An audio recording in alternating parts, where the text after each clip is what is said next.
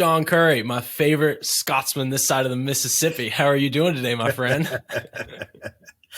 As Billy Connolly said, Scottish people are just Irish people who thought, yeah, Ireland's cold and wet, but I'm sure there's somewhere that's colder and wetter. So I'm doing good.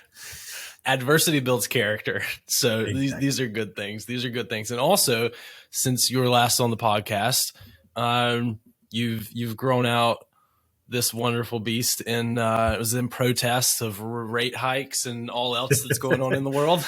Yeah, I don't know if it's a coincidence or not, but yeah, I around the time in May when Chair Powell announced the first rate hikes and everybody freaked out, I started growing this, and then when he announced the second rate hikes and everyone freaked out even more, I was like, all right, I'm just committed to keeping this as long as people are going to be insane about the market, I'll be insane about my facial hair.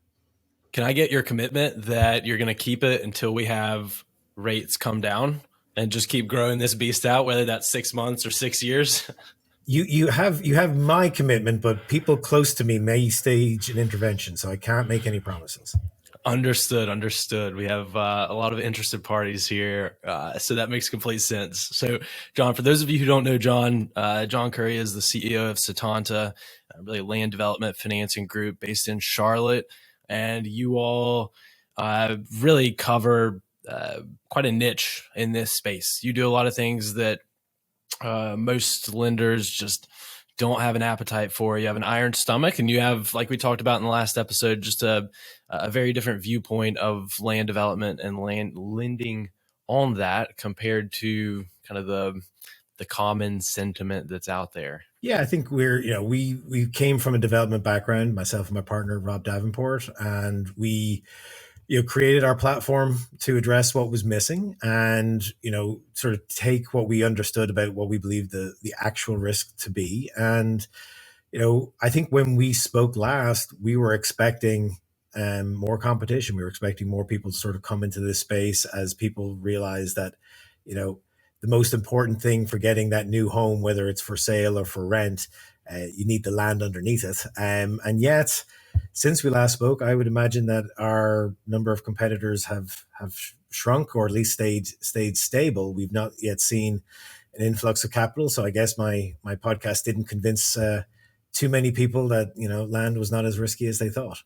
The third time will be the charm. We have a couple episodes with you coming up, so we'll look to change sentiment there. But yeah, it's been a little squirrely the last few weeks. You had capital pulling back in a lot of parts of the space, like you and I were catching up before this episode, and some newer entrants just have decided to pull back a little bit. And let's start off with kind of a broad picture, right? You're one thing you and I chatted about is that, regardless of the Fed, you think that housing starts and mortgage applications would be down now either way, right?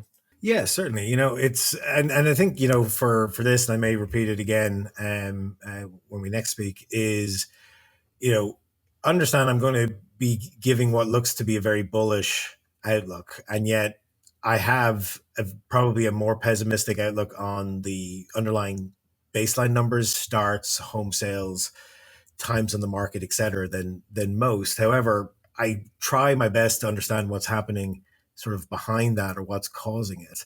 As I like to sort of say with my team and with our investors is, I may come across as an optimist. I'm a pessimist who's gone through all the options. Like that's if I'm standing in front of you, it's because I've gone through all of the worst case scenarios, and this is why I still am comfortable with what we're doing. And I think at a very high level, the reason why I wanted to sort of chat about where the market is because we as an industry do ourselves a big disservice. We just sort of play into these narratives of housing being boom and bust, and nobody knows what exactly is going to happen, and land is a mystery, and all of these things. When reality is, I'm not the smartest guy in this space, and I'm not the smartest guy in my office. But what I try to do is listen to what people tell us. So when the public builders have earnings calls in January and February, and in April and May, and we've just started the latest ones now.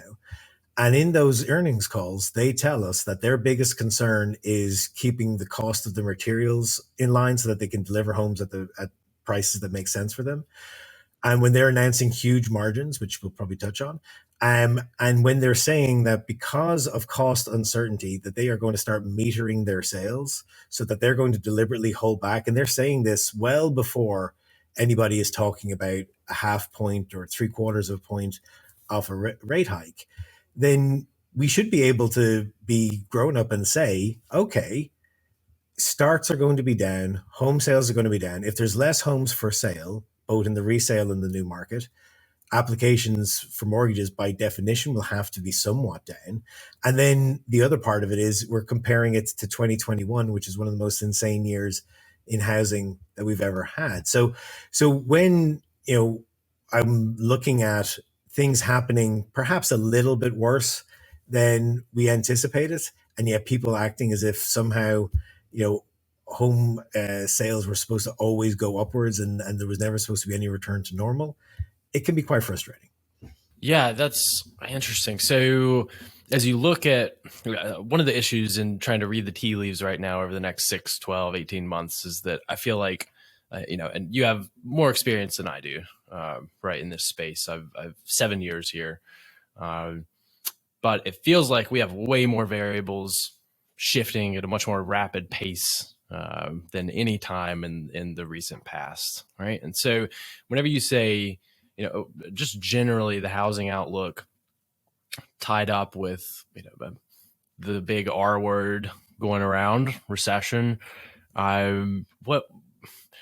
this time around, like you said, housing is not a systemic issue, an underlying problem like it was in the 08 crash, where that was the bedrock issue.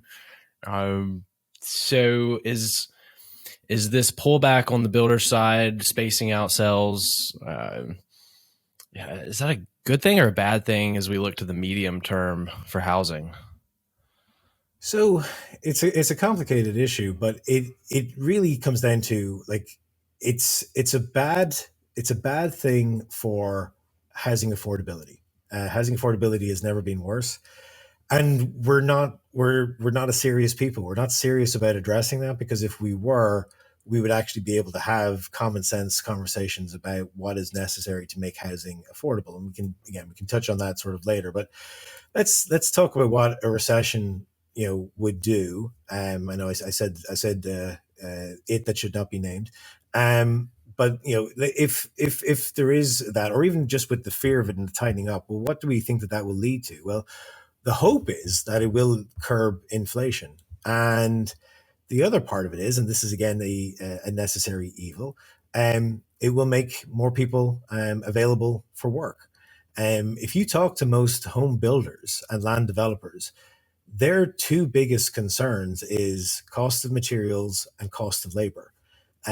So if that makes those things better, then it would be foolish to think that by definition is going to deal with the underlying demand issue. Now, why we talk about where demand is and why using 2021 is a very poor benchmark, it's sort of important to understand that, where what we're looking to achieve is sort of a return to normal, where homes get built to meet the underlying demand. In 2020 and 2021, you were looking at new homes coming on the market and 15 to 20 people going for each home. Traffic at unbelievable levels, both in person and off the charts when it comes to web traffic. Now, people are reporting that there's 5 to 6 for every one home. Well, I'll let you in on a secret. You only need 2 people for each home to feel good, and really you only need 1. So, we've a long ways to come. But the other part of it is that that demand isn't going anywhere. It may get delayed. It may get put off. You may see sort of people, slowing down their household formations, but we still have a huge demographic push that has to make its way through the system.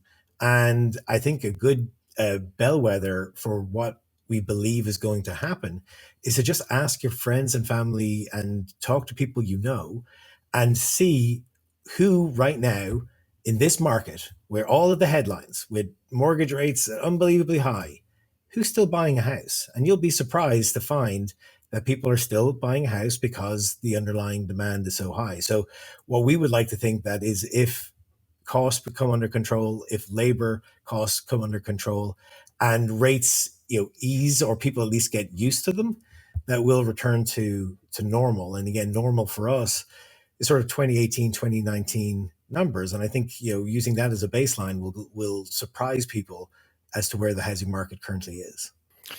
Do you think, or rather, what do you think the risk is of kind of this normalization causing a spook and a snapback, right? It being looked at as a precipitous drop off as opposed to just the true normalization that it is. Do you think there's any chance for a spiral? Oh, no, absolutely. But the thing is, we're already seeing it. Yeah. We've already seen capital withdraw. Capital has withdrawn in our space, in your space, in all spaces. There's a lot of capital that's now sitting on the sidelines. And again, that's why we as an industry just do a very poor job of explaining what is actually happening. And, there's always the risk of the spiral. But the interesting part is, I made this comment over the weekend, the darn home buyers just refuse to play ball. Like in March and April of 2020, everybody was convinced, of course, housing is about to fall off the cliff.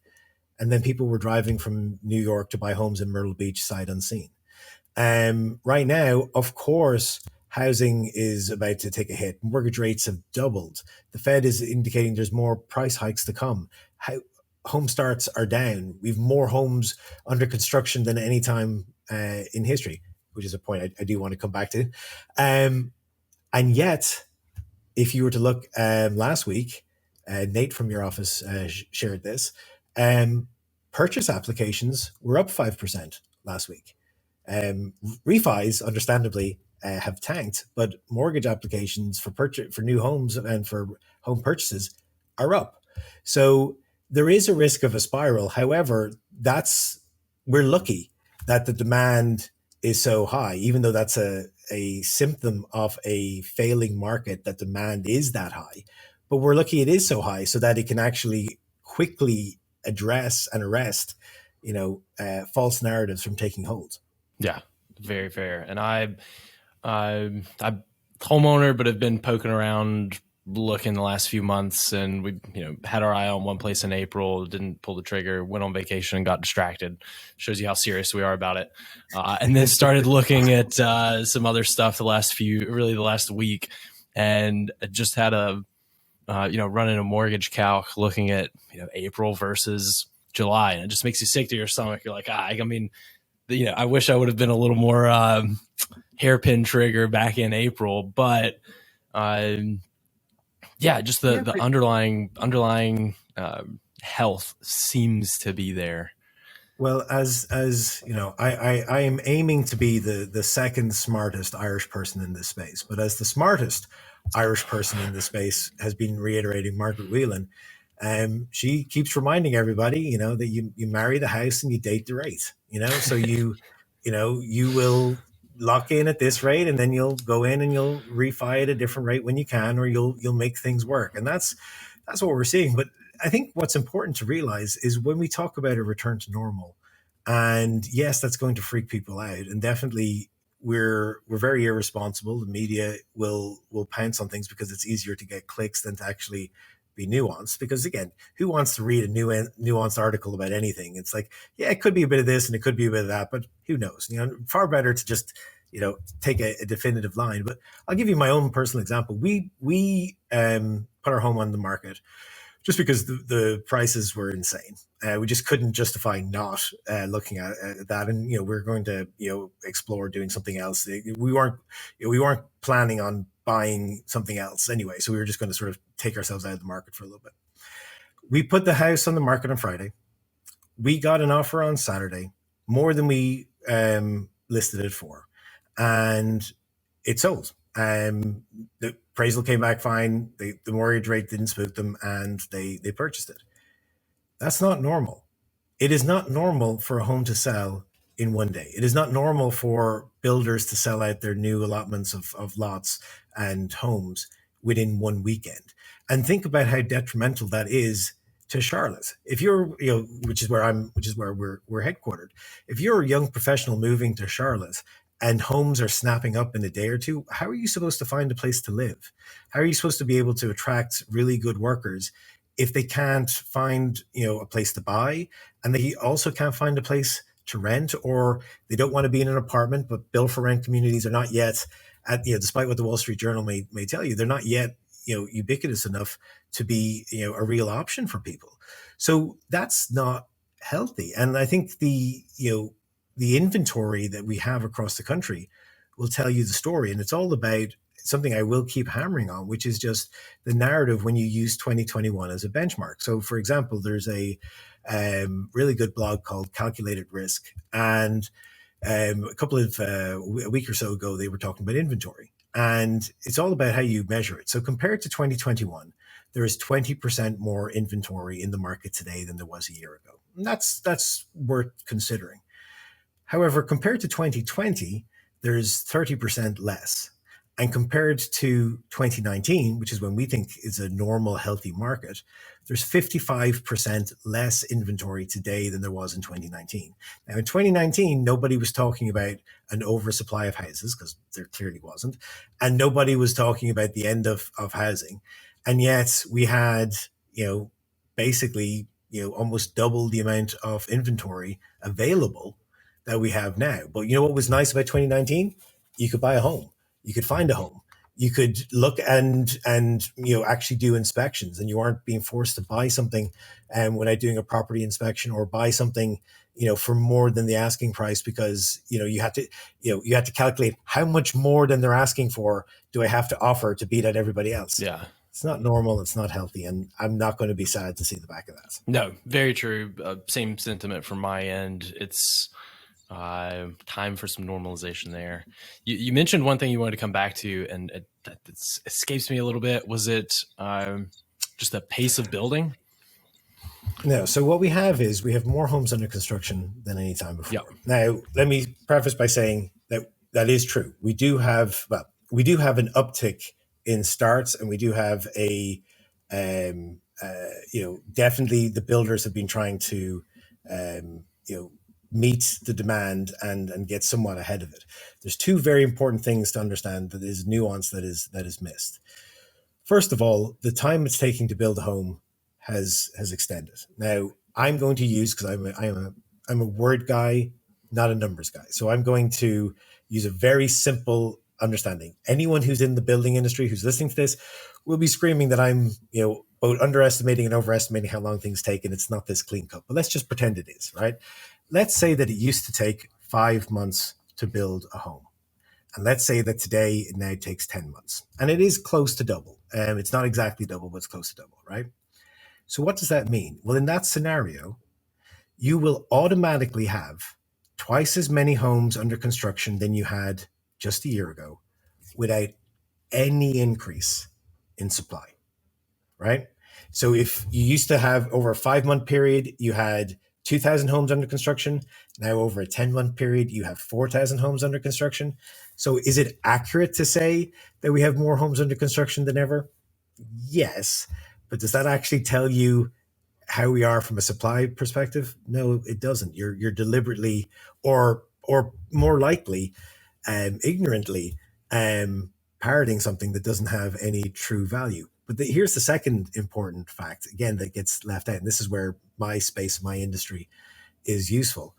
We don't have enough land. We don't have enough finished lots. The lots that are being built on in 2021 were lots that the builders were expecting to build in 2022. In 22, they're cannibalizing 23 and 24. Here's a true fact. And again, we're going to be broadcasting loudly and encouraging others in our spaces to also be sharing this. Since the Fed rate hike kicked in May, our builders have taken between 22 to 37% more lots than they're contracted to take. For example, in Greenville, where you guys are based, I won't mention the developer or the public builder, but they were contracted to take 30 lots. The Fed had just raised rates by 0.75%. As optimistic as I am, you're still, what's going to happen? They're supposed to take these lots. Are they going to take them? we were worried about whether or not they were going to take 30, whether they're going to push them out. So we're looking and waiting for them to come back. They took 47. They took more than 50% above what they were contracted to take. That tells us something, and it should tell us that, two things. One, that demand is still there, but also understand from my perspective, what that's also telling me is they're building lots today that they had planned on building a quarter or 2 quarters into the future. So where are they going to find the lots to actually meet the demand or increase the supply? And that's sort of where we come in. But that's why when people say we've got more homes under construction, yes, we definitely have seen an uptick in supply, but we also know that we have not really seen a corresponding uptick in finished lots coming to market. So what that tells us is that the builders are making hay now, but that they still are unable to oversupply the market. And that's really the only thing that keeps me up at night is the market going to get oversupplied? Because if that happens, as in 07, 08, that's not an easy fix. No, not at all. And on that note, we'll end on kind of a happy-ish note, and then we'll start next week when I chat with you, oversupply. I'm going to jot that down so I don't forget. We'll get into the choppy waters there. John Curry, CEO of Setanta, thank you so much for joining me, my friend, and we'll have you back next week. Always a pleasure. Thanks, Dalton. Thanks, everybody, for listening. Take care.